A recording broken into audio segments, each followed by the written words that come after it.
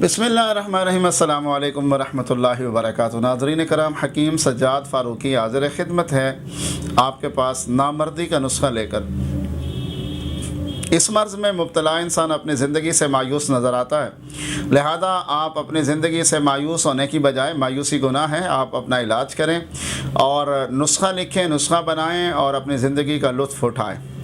आपने सबसे पहले 5 तोला आपने दारचीनी लेनी है, 5 तोले आपने लौंग लेना है, 5 तोले आपने तमर हंदी लेनी है और उसमें आपने 1 तोला मूसली सफ़ेद मिलानी है, 1 तोला बीमन सुर्ख मिलानी है, 1 तोला आपने लाजवंती मिलानी है और 1 तोला ही आपने उसमें कलवंजी शामिल करनी है।